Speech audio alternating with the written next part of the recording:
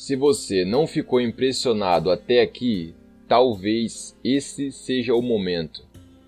A Igreja Católica, hoje em dia, enche a boca para falar que o número de pessoas mortas pela Inquisição não foi tão grande quanto todos falam. As pesquisas mais confiáveis apontam que de todos os julgamentos, apenas 2% terminavam em condenações à morte. Enfim, sobre execução e números de vítima, nós vamos falar já já. A questão aqui é que, na verdade, na minha humilde opinião, ser condenado à morte às vezes era uma sorte grande, se você comparar isso com algumas torturas que vamos ver agora. Torturas longas, demoradas e que mesmo quando terminavam, deixavam sequelas para o resto da vida da pessoa. E claro que além da tortura física, existia também toda a humilhação psicológica. Eu separei aqui 10 métodos de tortura. Vamos lá então. Lembrando que não é um ranking, não é um top 10. Eu não vou falar do 10º para o primeiro ou do primeiro para o 10º. São só os 10 métodos de tortura que eu considero como os piores, ok? Então vamos lá. O primeiro objeto que temos é a cadeira das bruxas. Dizem que os inquisidores acreditavam que as bruxas não eram capazes de usar seus poderes, seus feitiços, se estivessem com os pés fora do chão. Por isso, inventaram essa cadeira. É uma cadeira que prendia a vítima com os pés para cima e a cabeça para baixo. Mais fácil de entender olhando as imagens que eu vou colocar aí. Enfim, com a bruxa suspensa, vinham outros métodos de tortura. O segundo item tem vários nomes. O rack, a escada, o banco de tortura, a prateleira e por aí vai. Variava de lugar para lugar. Era basicamente uma mesa onde se deitava a vítima com os braços e as pernas esticadas. Os torturadores amarravam os pulsos e os tornozelos das vítimas nos 2 cilindros que ficavam cada um em uma ponta. Esses cilindros eram então girados, esticando a vítima, e os resultados eram vários. Os braços e as pernas poderiam quebrar, os tendões poderiam se romper, ou até mesmo os membros poderiam serem arrancados. Eu sempre vou deixar as imagens passando aí, fica bem mais fácil de entender. Enfim, o pior é que esse era um dos instrumentos mais usados. Sinistro. Em terceiro, temos o berço de Judas. Esse, às vezes, era usado até a vítima morrer também, mas às vezes retiravam de lá antes dela morrer. O berço de Judas é basicamente uma forma de empalamento mais cruel que a original, por causa da lentidão com que a pessoa vai sofrer. Como vocês podem ver aí na imagem, a pessoa era fincada na ponta do objeto pelo ânus ou pela vagina, toda amarrada para que não pudesse sair. As cordas eram puxadas devagar ou eram colocados pesos sobre os pés das vítimas. E assim ela era lentamente empalada. Mas lembrem-se, isso poderia demorar dias até chegar na morte, ou se dependesse da boa vontade dos inquisidores. Algumas fontes dizem também que esse instrumento nunca era lavado, estando sempre banhado de sangue sujo ou até fezes velhas, o que garantia para a vítima, mesmo que não fosse ficar ali até a morte, graves infecções. Quarto objeto, o corta-joelhos. Esse é bem fácil de entender só olhando e ouvindo o nome. Os joelhos da vítima eram colocados aí no meio do instrumento que ia se fechando aos poucos, até inutilizar as articulações da pessoa. Às vezes, o instrumento também era aquecido, para além de estraçalhar, queimar. E também ele poderia ser usado em outras partes do corpo, tipo nos pulsos, até mesmo nas canelas, mais para baixo e tal.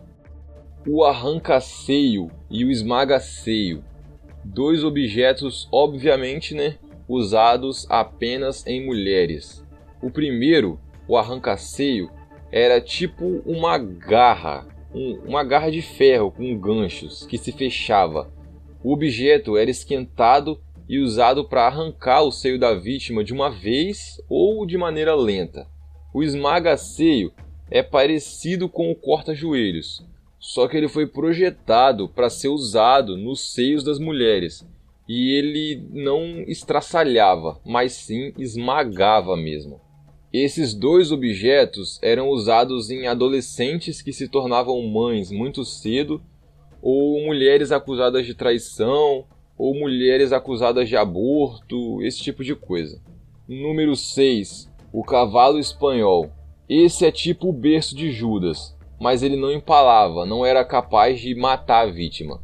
Como vocês podem ver aí na imagem também, a pessoa era sentada e amarrada com pesos nos pés, para não poder fugir e nem perder o equilíbrio. A pera. A pera era introduzida na boca, no ânus ou na vagina da vítima. Entrava fechada e ia se expandindo aos poucos dentro do orifício da pessoa, até machucar o máximo possível quando se abria por completo. Esse objeto era usado em lésbicas, gays, pessoas acusadas por adultério, pessoas acusadas por incesto e também nas bruxas, porque eles tinham a crença ridícula de que as bruxas mantinham relações sexuais com o diabo. Número 8. As máscaras do escárnio, que eu já citei aqui. Elas eram usadas como forma de humilhação pública, uma coisa mais psicológica. A pessoa tinha de passar alguns dias usando essa máscara em público, e assim todas as outras iriam saber que aquela era uma suposta pecadora. O pêndulo. Esse é sinistro pra caralho. Apesar de não ser o mais doloroso de todos, na minha opinião é um dos mais doentios. A vítima simplesmente era feita de pêndulo. Olhem na imagem aí para entender bem mais fácil como funciona. A pessoa tinha os pulsos amarrados para cima, mas a corda não se prendia no teto, mas se estendia até um tipo de manivela. Através dessa manivela, o torturador podia puxar a vítima para cima ou deixá-la cair, e era exatamente isso que ele fazia. Às vezes dava puxões muito fortes para cima, que além da dor natural, por ficar amarrado assim, causava sérios danos nos pulsos e nos ombros e coisa e tal. Também acontecia do torturador puxar a vítima o mais alto possível e soltar a manivela, deixando a pessoa cair com tudo no chão, ou parando a manivela na metade do caminho, o que gerava fratura nos ossos. E alguns iam mais além, amarrando pesos também nos pés da vítima. Desumano, literalmente desumano. E por último, nós temos as gaiolas suspensas. Aqui tem outra coisa bem sinistra. Era uma combinação de humilhação física com humilhação psicológica. Imaginem uma gaiola humana, presa num poste de uma rua bem movimentada. A vítima era colocada ali nua, sem roupa alguma, e ficava lá por dias e dias exposta ao frio e à fome e à sede, e aos olhares de todo mundo. E dependendo do caso, ainda recebia pedradas da população. Essas gaiolas eram usadas tanto para humilhação quanto para execução. Dependia da sentença final e tal. Quando a pessoa era condenada a ficar até a morte, o corpo não era retirado imediatamente após a morte. Ficava lá até putrefar bastante. E sobre métodos de tortura é isso, pessoal.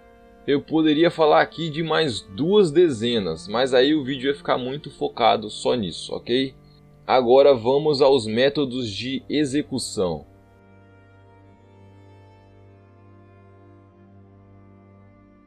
Então, nós já discutimos sobre como os hereges eram caçados e julgados e como eram torturados para se confessarem ou para pagarem por seus pecados.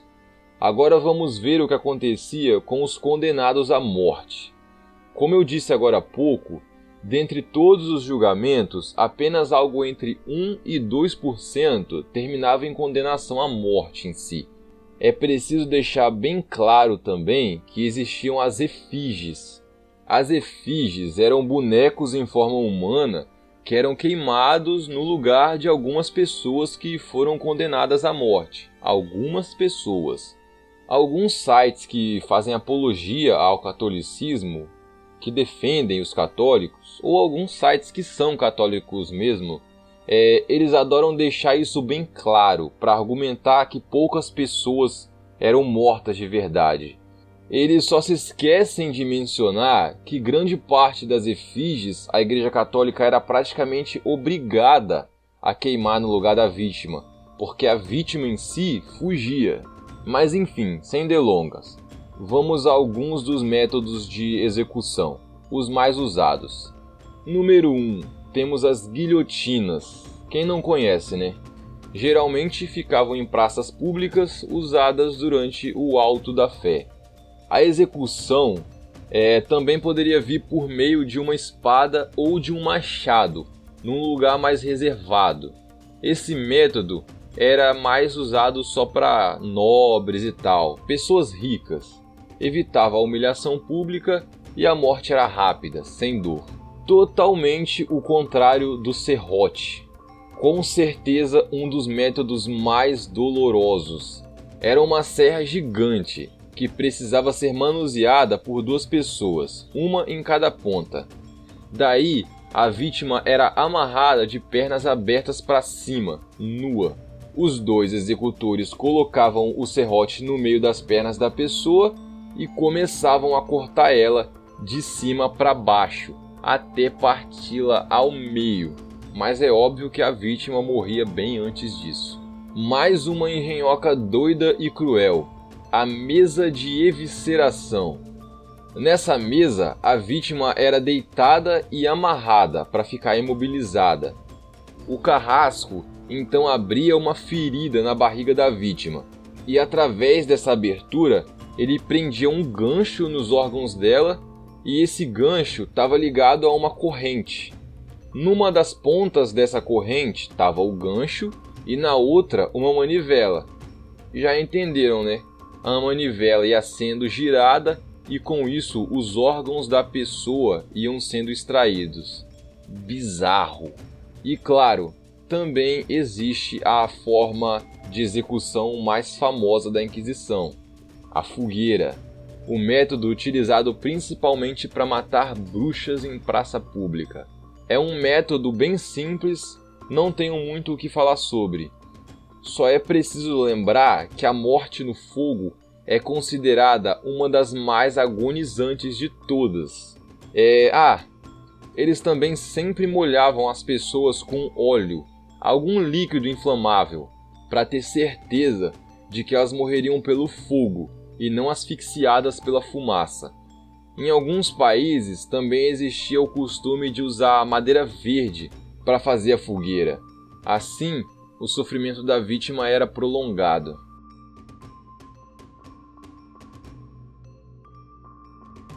Vamos falar agora de alguns inquisidores que por algum motivo se destacaram.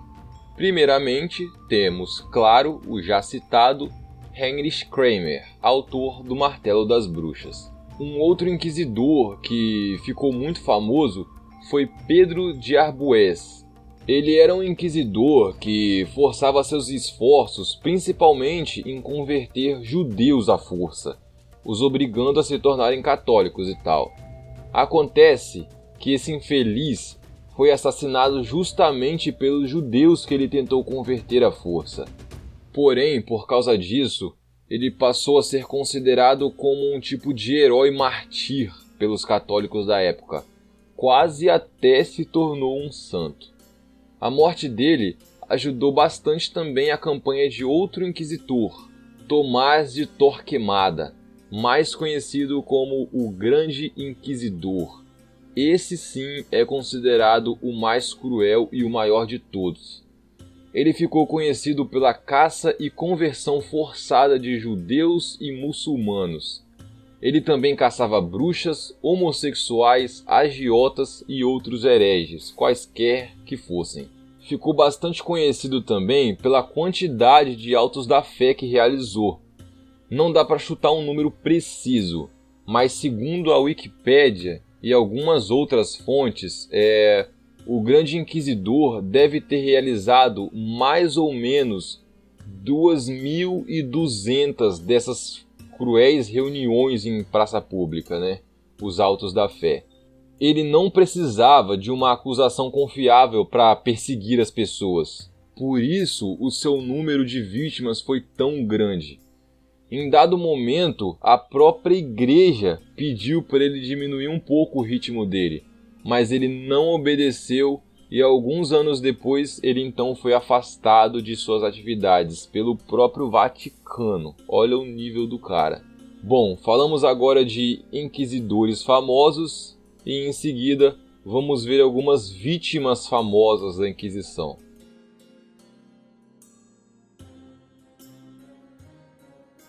Então, vamos lá. Falar de algumas vítimas famosas. Aqui vai ter bastante coisa.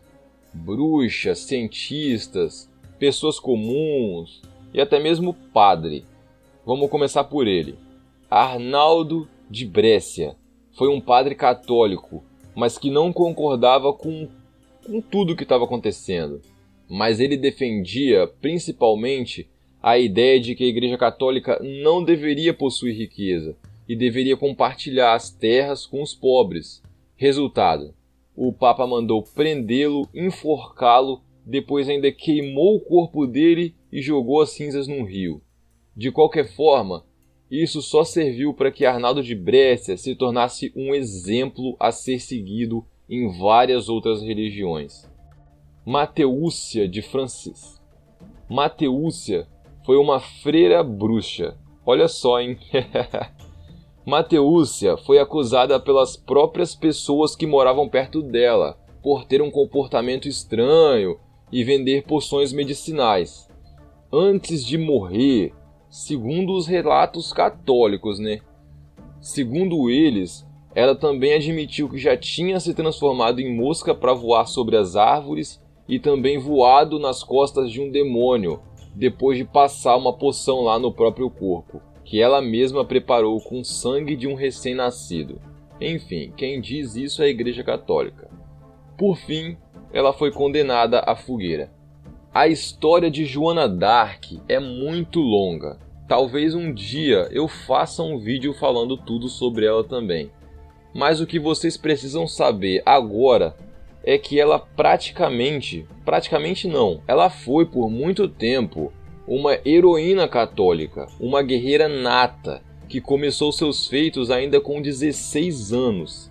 Ela era uma mulher forte, que liderava exércitos e venceu inúmeras e inúmeras batalhas, até que, sei lá, acredito eu que por inveja, algumas pessoas começaram a conspirar contra ela. E depois de 20 meses de julgamento, Joana d'Arc foi condenada à fogueira. E acreditem se quiser, um dos maiores argumentos para ela ter que ir para a fogueira é que ela se vestia de homem. No caso, de guerreiro. Ela se vestia como um guerreiro. E cientistas, eu poderia falar sobre dezenas, mas vou citar, por exemplo, Giordano Bruno, que acreditava no infinito e que poderiam existir vários mundos e outras civilizações. E isso confundiu a Igreja Católica, que se perguntou se deveriam então existir vários Jesus Cristos. E esse é só um dos exemplos dos vários pelos quais a Igreja Católica perseguiu ele. Giordano passou quase uma década inteira preso, sob julgamento e sofrendo torturas, mas ele não abandonou suas ideias, tanto que por isso ele teve sua língua arrancada, para nunca mais falar nada contra a Igreja Católica. E no final, ele também foi condenado à morte. Mas com certeza, a vítima mais famosa da Inquisição foi o cientista italiano Galileu Galilei. Ele que descobriu que, de fato, a Terra não é o centro do universo, e ela é que gira em torno do Sol, assim como os outros planetas. e não o contrário. E foi por causa disso que a Igreja Católica caçou e repreendeu Galileu Galilei, mas ele não foi condenado à morte. Os inquisidores só mostraram para o cientista os instrumentos de tortura que usariam com ele e tal. Com isso, ele decidiu se calar e desmentir tudo o que disse em público. A própria Igreja Católica entregou para ele um depoimento que ele teria que ler em voz alta para todo mundo ouvir. Esse texto afirmava várias vezes que ele tinha se enganado, que ele estava errado, que ele tinha sido burro, que ele cometeu vários equívocos, que a Terra estava parada no centro do universo e que ele nunca mais iria contra nada que a Igreja Católica dissesse. Porém, no desfecho de seu depoimento, foi que Galileu Galilei deixou no ar sua lendária frase em italiano. Apesar de eu não falar italiano, a frase foi "Eppur si move", e no entanto, ela se move. O cara deixou o seu desfecho. Mas depois disso, infelizmente, de qualquer forma, ele foi condenado ainda à prisão domiciliar pelo resto de sua vida, morrendo 9 anos depois. E hoje sabemos que ele foi um brilhante cientista.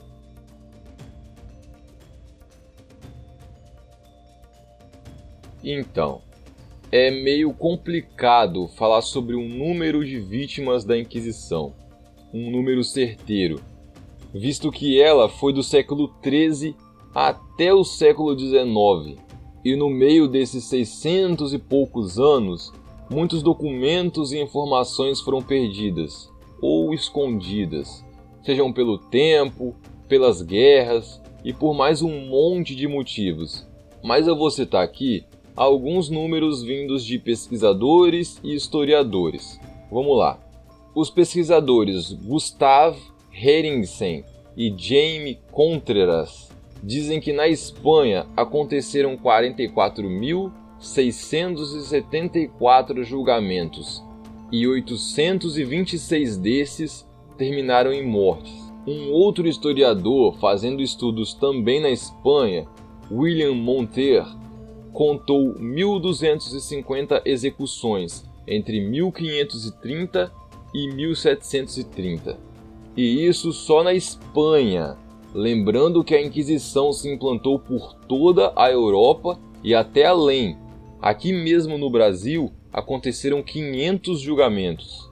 Mais alguns exemplos de como a Inquisição matou muitas pessoas.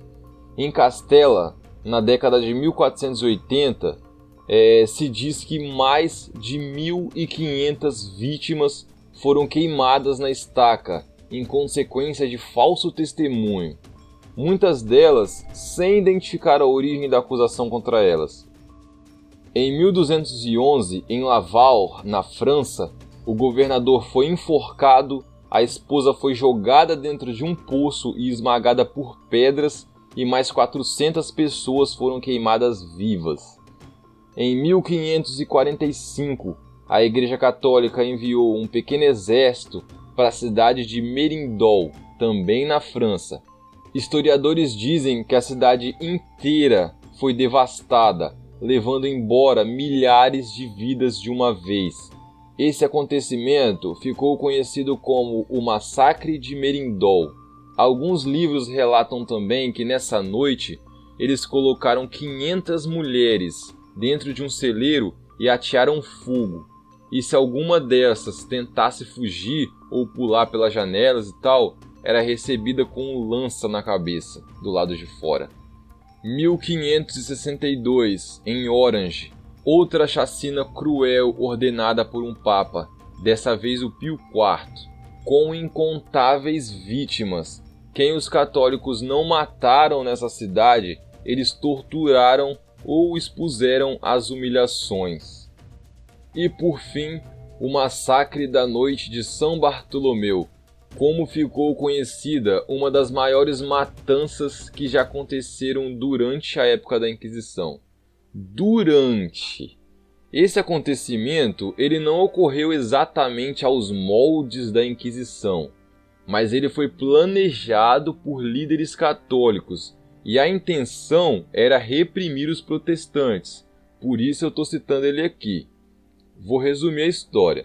Sabemos que antigamente os casamentos eram arranjados pelos pais das famílias nobres com puras intenções políticas ou financeiras. Mais uma vez na França, aconteceu o casamento de um protestante com uma jovem de uma família católica. Óbvio que em plena Inquisição isso não iria terminar bem. O povo não gostou nada disso, algumas pessoas mais importantes também não, e logo começaram alguns atentados pequenos, e daí vieram os rumores de um golpe, de uma rebelião, e a coisa acabou explodindo. Mas nessa explosão, quem saiu na frente foram os católicos, como sempre. Mas eles não se contentaram em só desfazer o casamento ou algo do tipo. Óbvio, dava para tirar mais proveito da história, da situação. Eles saíram varrendo do mapa, por semanas e semanas afora os protestantes. É muito difícil também dar um número de vítimas aqui.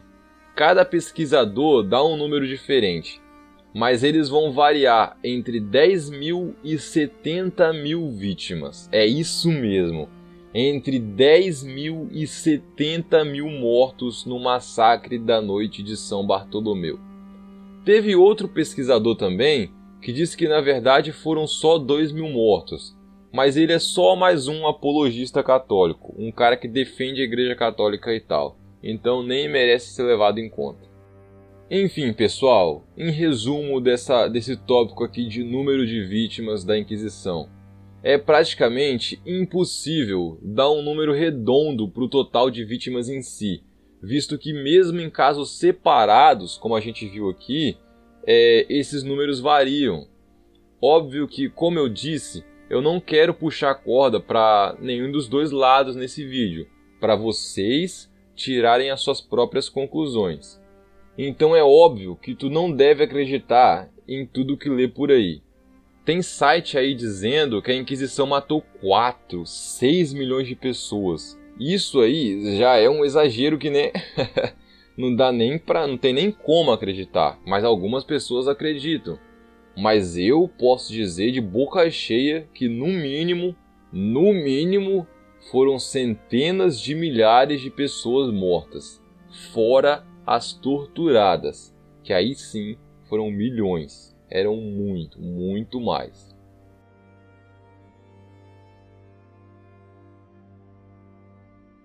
Então, vamos falar como isso tudo terminou. Será que terminou? Na verdade, o Vaticano não teve nem mesmo a honra de bater o martelo algum dia e falar: estávamos errados, a Inquisição acabou. Na verdade, até hoje eles dizem que a humanidade não entende por que a Inquisição foi o mal necessário. Eu, sinceramente, eu não entendo mesmo não por que a Inquisição foi o mal necessário. Mas continuando. A Inquisição não acabou de uma vez, ela perdurou até meados do século XVIII, início do século XIX talvez.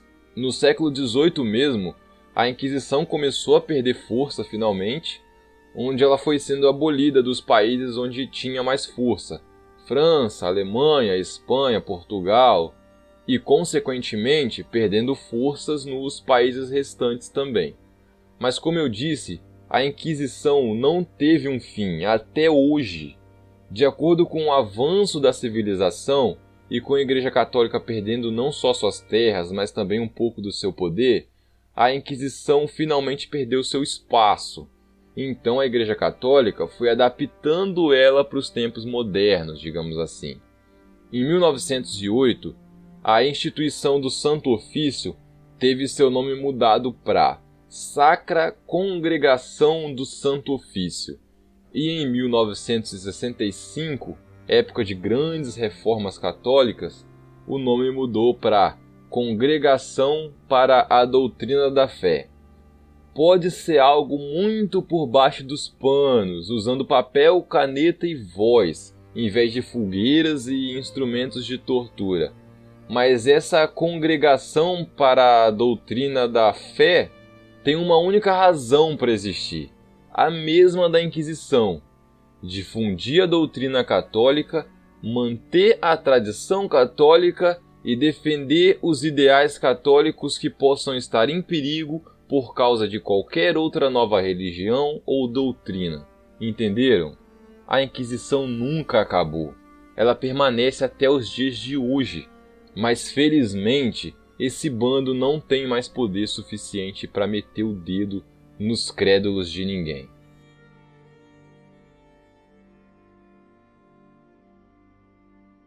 Em primeiro lugar, eu gostaria de dizer que esse vídeo é uma espécie de dedicação, é uma homenagem, não só às vítimas da Inquisição, mas uma homenagem às vítimas de qualquer tipo de preconceito religioso.